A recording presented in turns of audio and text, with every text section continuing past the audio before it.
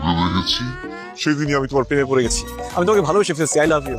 বলো, তুমি আমাকে ভালোবাসো? না, গার্লফ্রেন্ড থাকবো তোমার? আমার জীবনে কোনো মেয়েই নাই। একবার শুধু তুমি আমাকে ভালোবেসে দেখো, তুমি ছাড়া অন্য কোনো মেয়ের দিকে আমি 2 মাস পর সাথে সাথে আমি তোকে বিয়ে করে ফেলবো।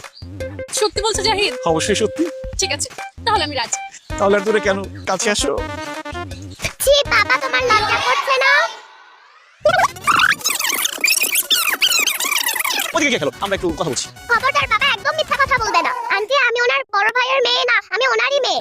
চুপ, বেশি কথা বলবে না। তোকে খেতে বলেছি, চুপ। বিশ্বাস করো সোনিয়া, ও আমার মেয়ে না।